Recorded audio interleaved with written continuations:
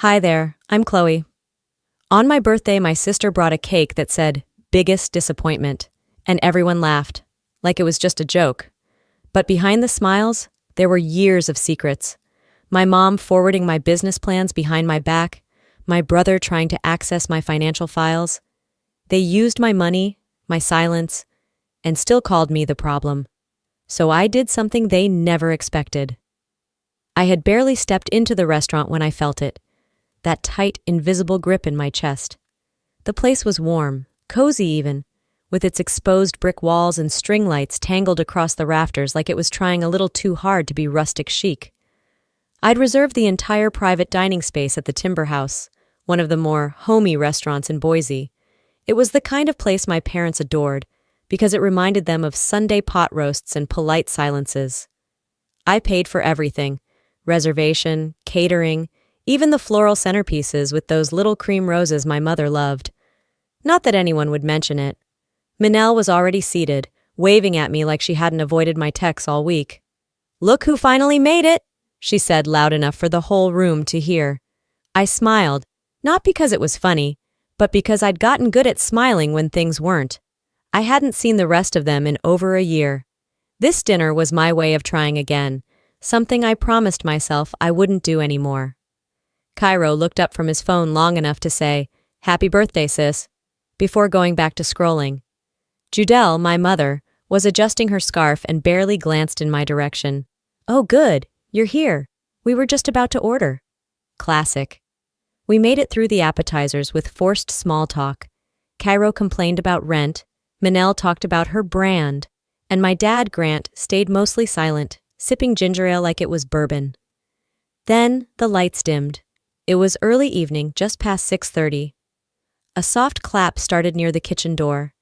I turned, expecting the cake I'd carefully chosen to be rolled out: 2 tiers, white buttercream, gold foil edges, "Happy 36th Chloe" written in script. But that's not what came through the door. Instead, Minelle stood behind a server, grinning wide, holding a cake I'd never seen before. It was single-tiered, bold pink frosting, and in bright white lettering across the top it read, "Happy birthday to the family's biggest disappointment." There was a pause, a breath, a moment where I actually believed I might be hallucinating, and then laughter. Cairo burst out first, slapping the table. "That's messed up," he choked out between laughs. My mom chuckled nervously, like she was pretending not to enjoy it. Minelle clapped once, loud and proud. "Come on, Chloe, you know it's just a joke." A joke. That word, the one they always use to cover up cruelty. I stared at the cake, not a word, not a blink. The frosting looked almost wet under the soft yellow lights. I tried to remember the last time someone gave me a cake with my actual name on it. I smiled, not out of joy, but because I knew they'd expect me to flinch. And I wouldn't give them that. Riley hadn't arrived yet. Maybe that was a mercy. After the candles were blown out, by Minelle no less, I excused myself under the pretense of needing to call a client. I walked to the hostess stand, heart calm, hands steady. "Hi, quick question," I said to the manager. "Can I ask who called in to update my cake order?" He checked something on the tablet, hesitated, then said, "Minelle Harper. She called the day before yesterday, said there was a last-minute change." Of course she did. I thanked him, stepped outside into the chilly Idaho air, and stood under the string lights. I pulled out my phone, opened the Notes app, and started typing. No tears, no trembling hands, just a list, a record. Because that cake? That wasn't the start. That was just the moment I stopped pretending I didn't know what they were doing. When I walked back in, Minelle raised her glass. "You missed the toast," she teased. "I bet it was unforgettable," I replied, and sat back down. They kept talking like nothing happened, like that cake was a quirky memory to laugh about later. But I'd already decided. This birthday wouldn't end the way they thought it would. I raised my own glass, caught each of their eyes, and held my smile just long enough to make them shift in their seats. Maybe it was time they found out who I really am. Minelle was still grinning when I sat down again. I could hear Cairo say something under his breath, followed by a soft laugh from my mom. Nothing had changed in those few minutes I'd stepped away, except me. The table was buzzing with energy like nothing had happened. Appetizers had come and gone. Someone was pouring more wine. The mood was back to light, even celebratory. That's the thing about my family. They could build a bonfire out of you and still roast marshmallows over it like everything was fine. About 20 minutes had passed since the cake. I stirred my drink with a slow rhythm, my face blank, my mind alert. Then Cairo leaned back in his chair and tapped a small, shiny package against my arm. "Almost forgot," he said, dropping it beside my plate. "Happy birthday, sis. This one's for personal growth." I unwrapped the paper carefully, knowing full well whatever was inside wasn't given in kindness. It was a self-help book. Fix your personality before 40. The kind of paperback you'd find in a discount bin at the airport, screaming judgment in bold yellow letters. I felt my stomach tighten. Manel snorted. "It's a classic, right? We thought you might find it useful." "You all chipped in?" I asked, keeping my voice even. Cairo raised his brows like he hadn't expected a response. "Come on, it's a joke. We figured you'd get a laugh." The whole table chuckled. My mom sipped her wine, eyes on her plate. Dad mumbled something about not meaning any harm. Manel added, "Better than socks, right?" I turned the book over in my hands like it was made of glass. I didn't throw it. I didn't get up. I smiled, but inside I filed it away. Another line in the ledger. Shortly after, my cousin Lacey leaned over from 2 seats down. She had that expression people wear when they're about to whisper something they shouldn't. "Hey, I probably shouldn't be showing you this," she muttered, slipping her phone under the table. "But I thought you deserved to know." On her screen was a screenshot of a group chat, the family group chat, the one I was somehow never added to. Cairo's name was at the top of a message. "Let's hope Chloe doesn't make it weird tonight. Keep it light, fam." Manel had liked the message. Judel replied with a thumbs up.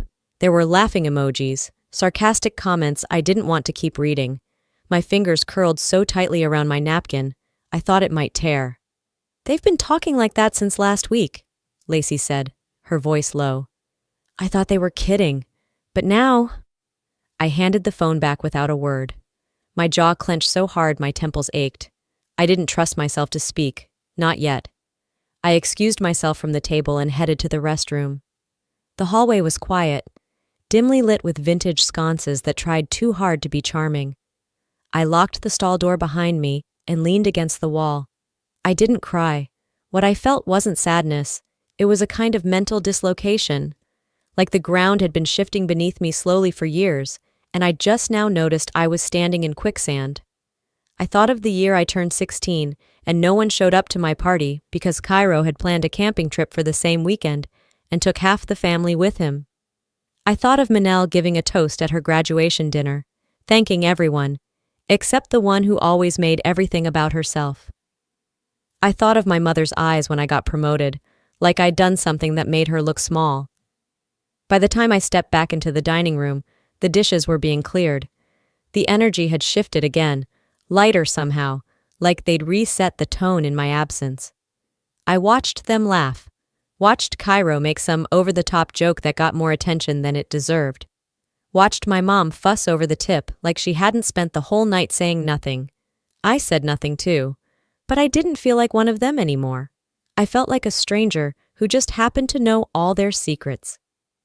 It was then, sitting silently, my smile practiced, my glass untouched, that I started planning how to leave this version of my life behind. And this time, I wouldn't leave quietly. I didn't say goodbye when I left, didn't wave, didn't offer a fake hug or a thanks for coming.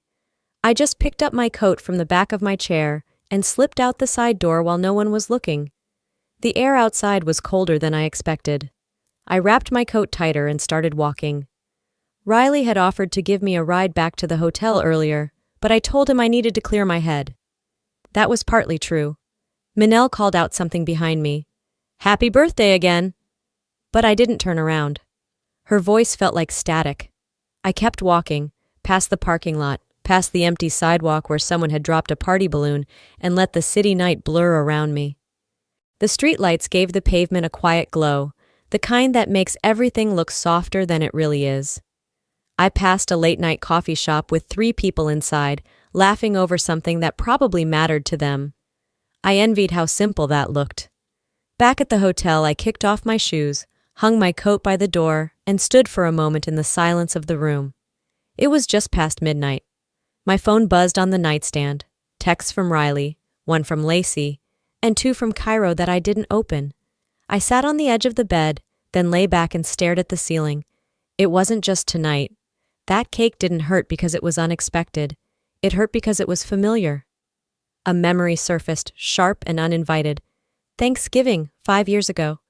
I had asked if I could bring my boyfriend at the time, Michael. My mother's response was immediate. Thanksgiving is for family. Just like that. Cold. Final. As if the man I had loved for 2 years didn't count. As if I didn't get to decide who was important in my life. I'd spent that holiday alone, made myself pasta, watched reruns of old sitcoms. When I texted Manel a photo of my tiny dinner setup with a joking "Happy Thanksgiving from Team of One," she replied with a thumbs-up emoji.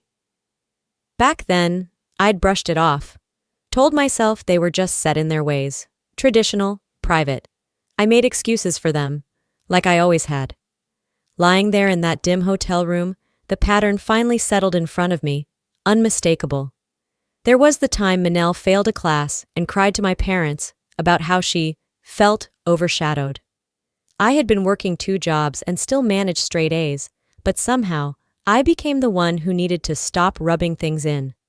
Or when Cairo rear-ended a neighbor's car, and my dad sat me down for a lecture about responsibility, because I was the oldest and should have set a better example. Even my promotion last year, the one I'd worked overtime and missed weekends for.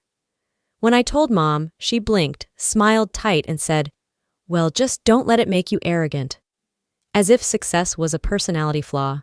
I exhaled slowly, letting it all rise to the surface without trying to bury it again. It wasn't just a few jokes, or a cake. It was years. Years of being erased, blamed, minimized, repackaged as the difficult one, because I didn't play along with their narrative. I sat up, opened my laptop, and pulled up my email. My fingers hovered over the keyboard before I started searching. One thread caught my eye, an old email I'd sent Mom last spring. I had attached a pitch deck for my startup, just something I was excited about. The subject line was, "Thought you might be proud of this." No reply. I clicked into the thread again, checking the forward history. She had sent it, to Manel, 30 minutes later. No message, just the file. I didn't know whether to laugh or throw the laptop across the room. Instead, I stared at the screen, then closed the lid gently and whispered to no one, "That's enough." That moment didn't feel like an ending. It felt like stepping out of a fog. And suddenly I knew, this wasn't just dinner. It was the last test, and I had finally stopped trying to pass it. Sunlight slid through the blinds in thin surgical lines, casting long shadows across the hotel room. I was still in the robe they provided, stiff white cotton that smelled faintly of bleach and something sterile. My second cup of coffee steamed on the nightstand. I hadn't really slept, not in any way that felt restful, but I was strangely alert. There was a clarity humming in the background of my thoughts, like something inside me had finally straightened itself out after too long being twisted. I scrolled through my phone absently until I saw it, the message from Judelle. It had come in close to midnight. No subject line, no apology, just a blunt directive. Brunch at hours, 10:30. Family time matters. Judelle. It was so like her to pretend nothing had happened. No mention of dinner the night before, no acknowledgement of the way things had unraveled, not even a breadcrumb of self-awareness. She treated emotion like it was a weakness, hers to avoid, mine to mock. I showed up late on purpose, 15 minutes behind schedule, just enough to signal that I wasn't in the mood to perform. When I stepped into the backyard, the scene was perfectly curated, like something out of a painfully aspirational lifestyle blog. A handmade table runner stretched the length of a reclaimed wood table. Ceramic dishes and mismatched pastels were artfully arranged. A pitcher of fresh squeezed orange juice sat beside a platter of fruit that looked too symmetrical to be random. The air smelled like toasted sourdough and tension. Manel was the first to greet me. She opened her arms like we hadn't exchanged cold, pointed words through strained smiles just the night before. "There she is," she said too brightly. We were starting to think you'd gone back to Seattle early. Her voice was syrupy, almost cloying. I forced a thin smile and stepped forward. Cairo barely looked up from his phone, offering only the kind of nod you give to a stranger you vaguely recognize. Judelle smiled too, a tight expression that didn't reach her eyes. "You look tired, Chloe," she said smoothly. "Are you all right?" "I'm fine." I slid into the last open seat, wedged between Riley and my mother. Of course it was the only one left. Grant sat at the far end of the table, hunched over his plate. He muttered a low grunt of acknowledgement, but kept his eyes down, chewing like he wanted to be anywhere else. Plates were passed around. Slices of quiche, tiny jars of jam, rosemary potatoes arranged with performative effort. Conversation floated above the table like perfume, fragrant but empty. Manel launched into a detailed account of her podcast's upcoming launch. Cairo made a vague complaint about his boss being completely toxic, like a total control freak. My mother smiled and nodded in all the right places. I didn't say much. I didn't need to. I'd learned by now that anything I said could be twisted, so I kept my words tucked behind my teeth and waited. During a quiet moment, Riley leaned in, his voice just above a whisper. "I saw your update about the mentorship fund. That's huge, Chloe. Seriously." I turned to him, surprised. Before I could even say thank you, Judelle let out a brittle laugh. "Chloe's always had great ideas," she said. "Execution, though? That's where things got tricky." Manel giggled into her mimosa like they were sharing some charming inside joke. "She's getting better at it. Slowly." The sound of her glass clinking against her ring irritated me more than I wanted to admit. My fork paused mid-cut through the quiche. I glanced at them, then at Riley. His expression changed. He turned toward my mother. His voice was soft, but it cut clean. "That's not funny." Judelle blinked. "Excuse me?" "You heard me?" Riley said. "You invited her here just to say that?" A silence fell over the table like a dropped curtain. Cairo looked up, coughed once, then quickly glanced away. Manel froze mid-sip, her eyes wide behind her sunglasses. Even Grant paused his chewing. I looked at Riley, and he didn't look away from Judelle. He just held her gaze, firm, steady, unapologetic. That meant more than he probably realized. I folded my napkin slowly and set it beside my plate. "You know what's wild?" I said, my voice level. "How reliable this family is. Always ready to turn a joke into a weapon, but never ready to sit with the truth." No one said a word. "You don't have to like me," I went on. "You don't have to respect what I've done. But what you're not going to do is insult me, dress it up in laughter, and call it love." Manel opened her mouth as if to say something, then thought better of it and shut it again. Even she knew better this time. I let my eyes move across the table, one face at a time. I'm not the version of me you still think you can control, the one who stayed quiet just to keep things easy. If you still believe I'll sit here and swallow this, try me. I pushed my chair back slowly. Riley stood up too, without needing to be asked. That solidarity hit hard, low in my chest. Judelle scoffed. "Chloe, don't be so dramatic." "I'm not being dramatic," I said, my voice sharp but calm. "I'm being precise. There's a difference." And then I turned, walking toward the house with Riley beside me. We didn't speak. We didn't have to. The sky overhead was clear, not a cloud in sight. But inside me, thunder was building, slow, deliberate, unstoppable.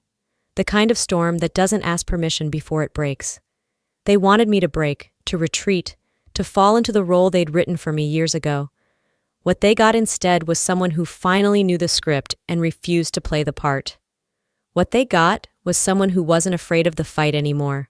Someone who came armed with facts, and finally, the nerve to speak them out loud.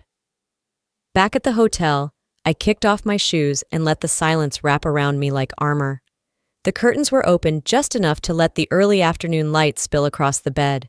I dropped my phone onto the nightstand and sat down in front of my laptop. Something had been tugging at me since brunch. Not the words. Those were expected by now. It was the ease with which Judelle said them, the confidence, like she knew I'd never push back far enough to matter. But I wasn't that version of myself anymore. I opened my email and scrolled through old threads, the ones I'd buried after they stopped mattering. I found the chain from last summer. Subject line, Mom, some budgeting notes for your refinance. Inside were spreadsheets, financial strategy PDFs, and an attachment I'd custom built to help her organize retirement funds. I had even included a sample investment return projection using my company's growth figures to illustrate how compound interest worked. At the time, she said thank you and never brought it up again. But something didn't sit right. I opened a second tab and pulled up public property transaction records. Just curiosity, just confirmation. Manel had purchased a second home in October, a vacation rental she now promoted weekly on her social media, calling it her dream made real. The mortgage terms, the down payment range, it all aligned too closely with the numbers I'd used as private examples in that email. I double-checked my calendar history. She bought the place a month after that thread was forwarded. I sat back and stared at the screen, heart steady but cold. So that's what this was. A family who smiled at your sacrifice, then copied your math, and called it manifesting. By early evening, I was pulling into the driveway of my parents' house again. There was another casual dinner planned, nothing fancy, just leftovers from brunch and a round of let's all move on smiles. I walked in with Riley beside me and my back straight. At the table, Manel was talking about renovations, and Cairo was in the middle of retelling a story no one asked for. I waited until plates had been passed, and silence fell naturally. Quick thought, I said, letting my tone stay light. Isn't it funny how my company's trajectory lined up perfectly with the timing of a certain beach house purchase? Manel blinked. What? I tilted my head. You know, the one with the down payment that looked awfully similar to the structure I laid out in Mom's budget doc last year? Cairo glanced at her, then at me. Judelle let out a short breath through her nose. We're a family, Chloe. Families share things. No, I said, turning to her. You collect things, you distribute them when it suits you, and then you wrap it all in a bow labeled concern. Manel shifted in her seat. I didn't ask her to, but you used it, I interrupted gently. Didn't you? No response, just her jaw tightening. I looked at Judelle. Let me be clear. I no longer give permission for any of my personal, financial, or professional information to be shared, verbally, digitally, indirectly. If it happens again, I will treat it as a breach, and I will respond accordingly. That's a bit extreme, don't you think? She replied, trying to laugh like this was all dramatic performance. It's not extreme, I said. It's overdue. Cairo put down his fork. Whoa! So now you're threatening legal stuff over dinner? I'm not threatening, I said without blinking. I'm promising. The air at the table thickened. Grant coughed, wiped his mouth, and avoided everyone's gaze. No one defended me, but no one tried to dismiss me again either. Later, back at the hotel, I changed into something comfortable and stepped out onto the balcony. Riley stood beside me, leaning on the railing, quiet. You sure you're okay? He asked. No, I said honestly, but for the first time, I'm not scared either. I pulled out my phone and created a calendar event for 1 week from now. Subject: begin the cutoff. They could keep thinking I was reacting, that I was just sensitive. Let them. Because while they played the same game over and over again, I had started building something else entirely. Strategy, proof, structure. You think I'm still playing defense? Good. Stay distracted, because I'm about to flip the entire board. The next morning started quietly, too quietly. I was at a cafe near the hotel, sipping an oversteeped chamomile and answering a few emails, when the notification came in. A simple ping from my security app.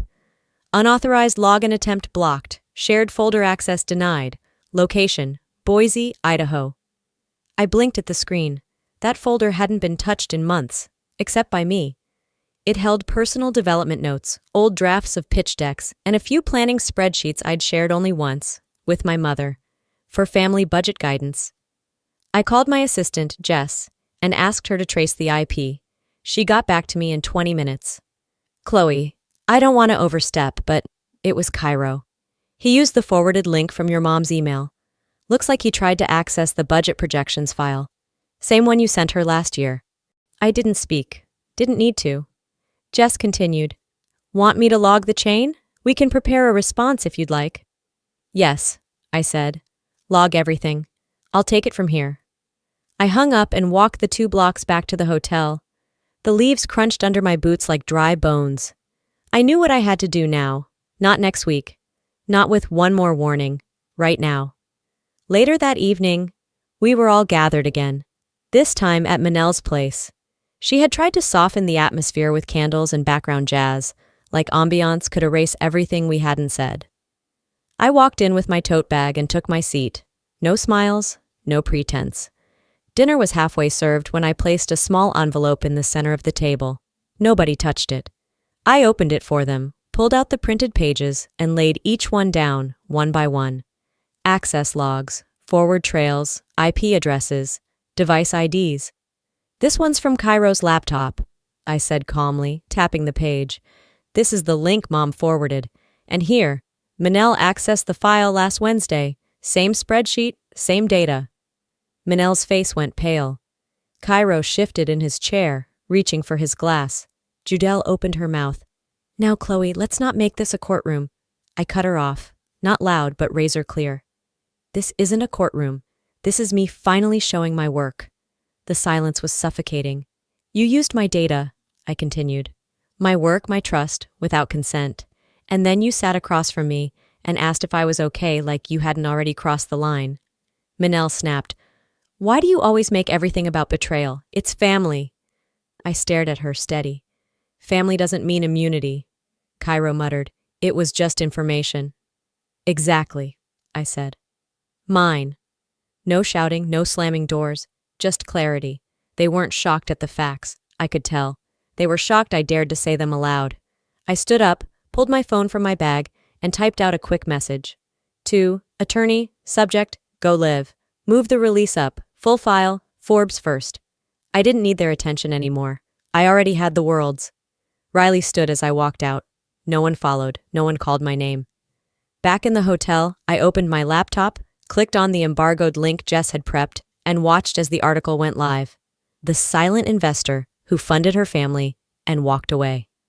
My name was there, along with the documents. Blurred names, but real data. Every piece of proof I'd hesitated to show for years. The screenshots, the email chains, the payment histories, anonymous donations, quiet interventions.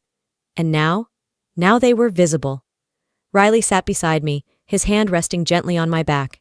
You okay? He asked again. No, I said, staring at the screen. But I'm done shielding them. The email pings started rolling in. First a journalist, then a friend I hadn't heard from in months. Then 2 more alerts from platforms where the article had been reposted. They wanted silence. They got the spotlight. And I hadn't even started speaking yet. I woke up to my phone buzzing nonstop. Texts, mentions, DMs from people I hadn't spoken to since college, and a string of screenshots sent from 3 different friends. Hey, is this about you?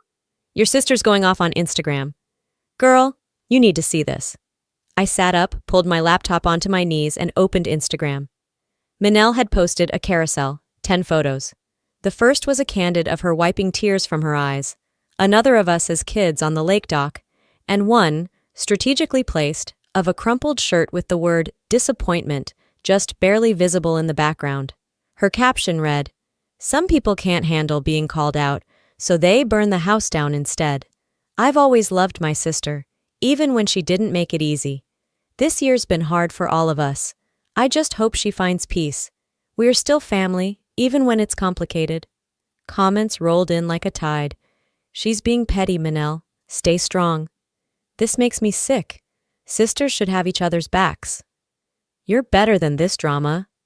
And then, below one of the photos, didn't she fund your business? Like, quietly? That one had no reply. Not yet.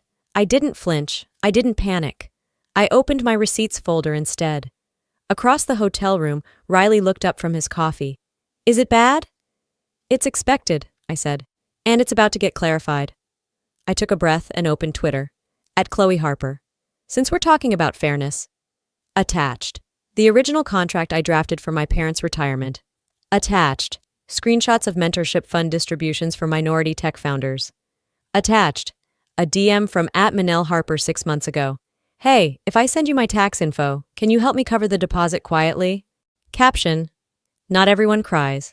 Some of us build, some of us protect quietly, until quiet stops working. I pressed post, then I sat back. Within 20 minutes it started. A female tech entrepreneur reposted it, adding, "Not every black sheep is lost. Some are just done with wolves in sweaters." A podcaster I once turned down for an interview quoted it. "Remember, people who weaponize vulnerability are still weaponizing." Then Manel posted a story. Her eyes red, her tone soft, rehearsed. "I never meant to hurt Chloe. She's always been so intense. But this article, these tweets, it feels like revenge. And I don't know what I did to deserve that." I watched it without sound the second time, just her expressions, just the practiced pauses. I didn't comment, didn't share, I didn't need to. Cairo tried to join the damage control party with a cryptic tweet. "Family isn't perfect. That doesn't mean it belongs in the headlines." He got ratioed so hard, someone made a meme out of it. When your family screws up and blames the sun for shining on it. Judelle stayed silent. That was her tell, always had been. Later that night, Riley turned to me while we sat side by side on the balcony. The city buzzed beneath us, unaware it was hosting the quietest war I'd ever fought. "You could have dragged them years ago," he said. "Why now?" I thought about it, really thought. Because now, I don't need their apology. I just need them to stop pretending I was ever the villain. He didn't speak, he just nodded. I wasn't angry they tried to smear me. I was angry they assumed no one would believe me. But they had underestimated something. I didn't cry, I posted. They came to play PR games, I brought evidence. But this next part? This one's for closure. 2 days later, I found myself tucked into the far corner of a cafe just off 7th and Alder. It was one of those places with warm wood accents, quiet music, and too much intention behind the chalkboard menu. I liked it for its anonymity. No one here looked twice. No one asked questions.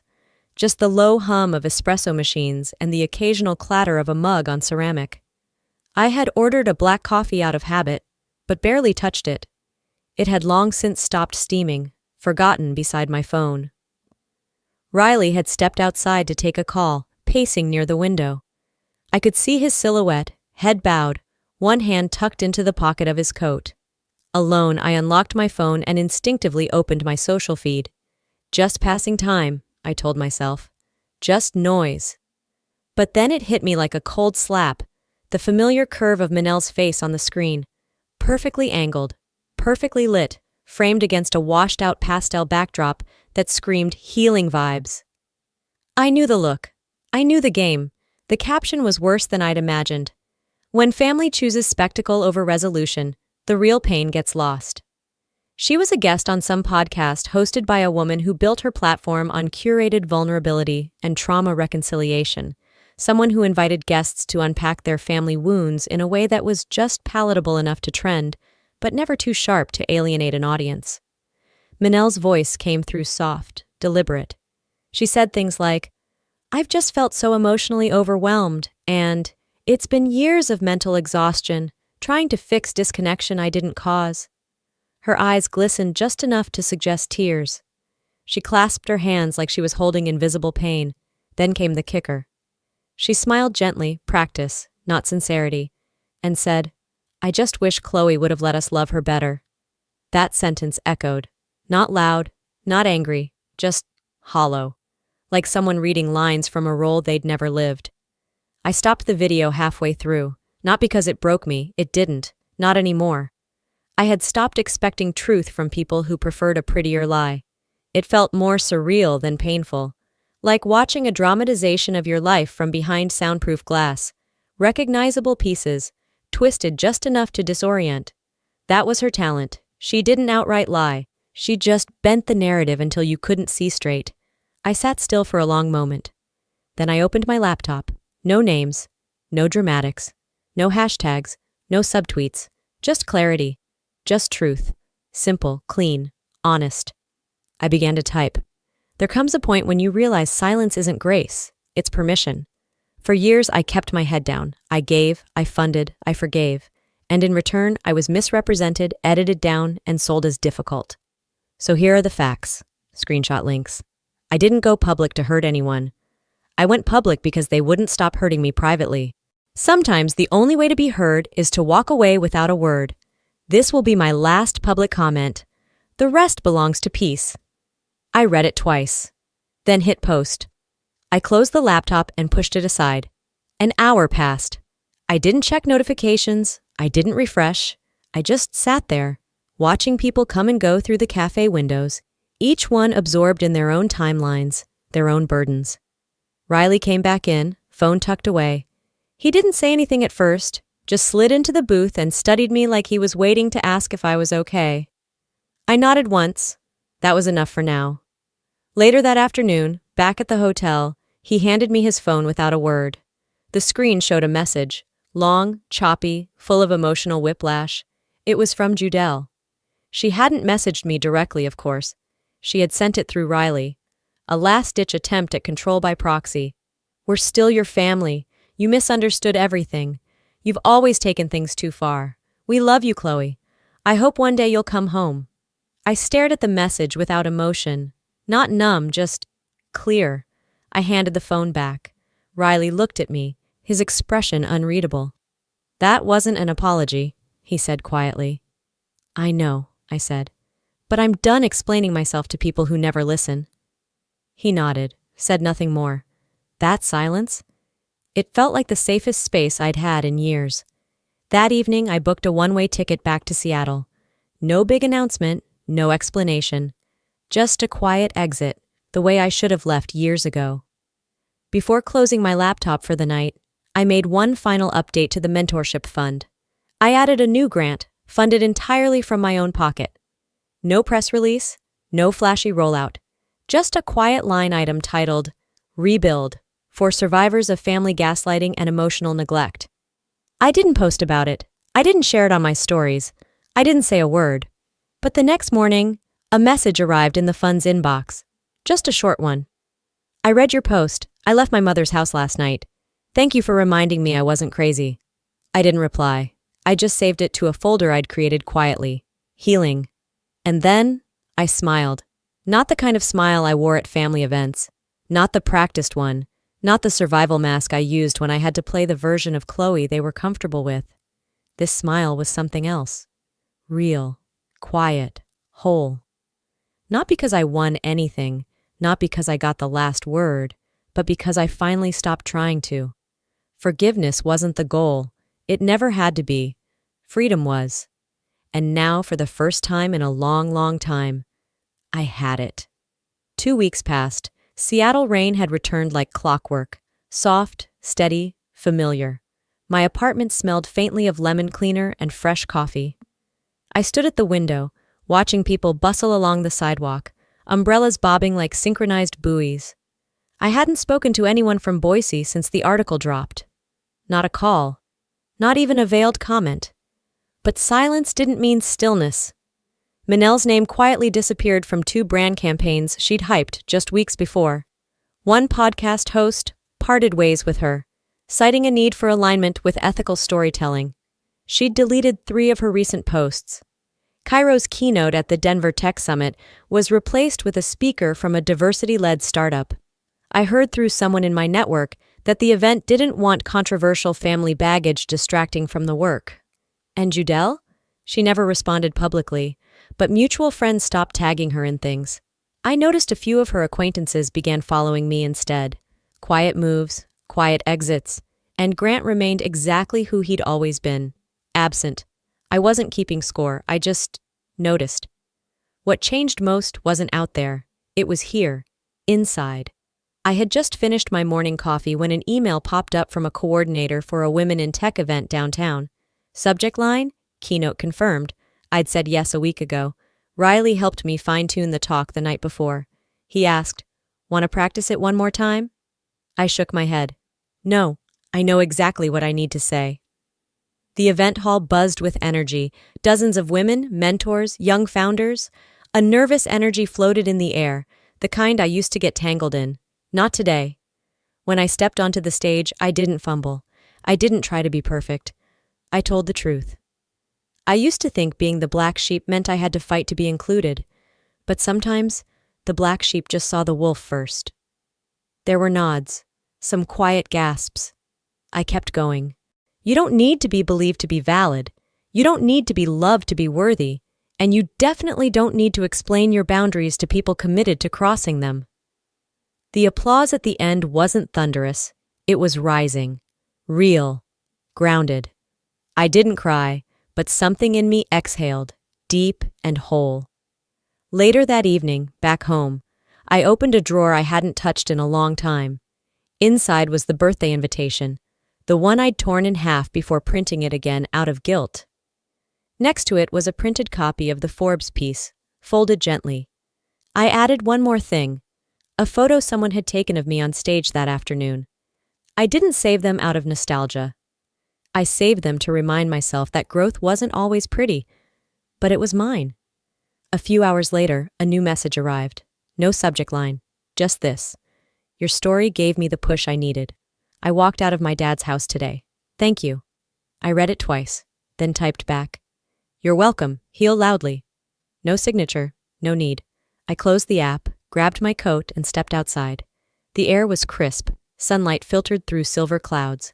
No big plans, no dramatic finale, just me, moving forward, finally light enough to carry only myself. Maybe they still tell their version of who I was, but I'm not listening anymore. Before we end, let me leave you with this. If there's one thing I've learned, it's this. You don't need an apology to heal. You don't need to fix the version of you they never really saw. What you do need is the courage to walk away from what breaks you, even when it's wrapped in family ties and Sunday dinners. It's not easy, but it is possible. And once you choose peace over proving a point, everything changes. So tell me, have you ever had to choose yourself over the people who said they loved you, but didn't act like it? What would you say to the version of you that stayed silent for too long?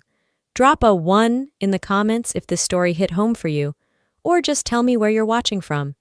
If you didn't vibe with it, I'd still love to hear why. Let's have a real conversation. And hey, if you found value in this story, subscribe to the channel so you don't miss the next one. There's more where this came from, real stories, real heart, and maybe a little healing too. Until next time, take care of your peace. It matters more than they ever taught us.